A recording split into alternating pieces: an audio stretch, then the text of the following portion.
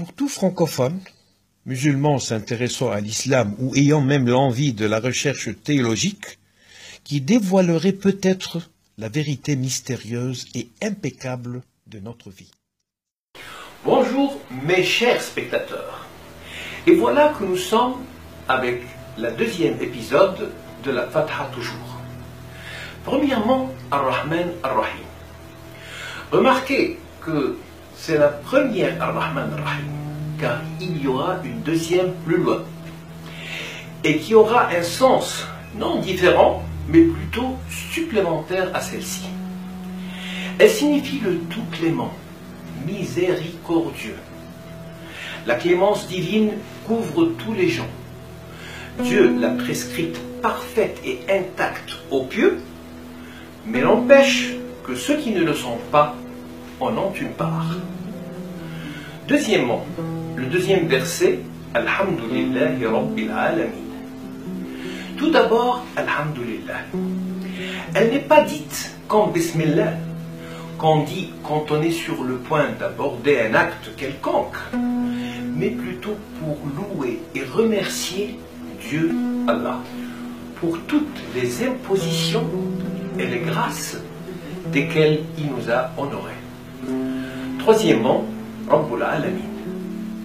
Elle signifie le souverain de tous les mondes. Quel monde? Celui des êtres humains, celui des djinns, c'est-à-dire démons, celui des quadrupèdes, etc.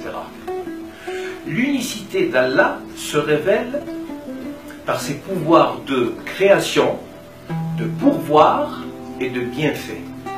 Il s'est dispensé de toute sa créature. Par contre, celle-ci a tout le temps besoin de lui. Et elle est sans cesse à l'indigence de ses grâces. Parmi les sens de Dieu Rab, il y a ceux du Tout-Puissant, Tout-Superviseur, Tout-Contrôleur, etc. Le Père, par exemple, a du pouvoir sur son Fils. Il le gronde, il le punit, et cela pour manier ses mauvaises habitudes et pour qu'il soit bien élevé. Mais Ar-Rahman Ar-Rahim, qui va tout de suite affiler Rabbul Alamin, veut dire que la force, la puissance, inclus dans le mot Rabb, n'excluront jamais ni la clémence, ni la miséricorde divine. Et finalement, revenons à Rabbul Alamin. Puisque, et comme on l'a déjà mentionné, Dieu a le pouvoir sur tout genre de monde. Alors par conséquent, toi, homme et femme bien sûr, tout ce dont tu auras besoin de Dieu, selon sa volonté sans doute, il te permettra de le posséder et le soumettra à ta volonté. Animaux domestiques, plantes, choses, etc. Que Dieu vous offre toujours le bien et le bonheur. Merci et à la prochaine.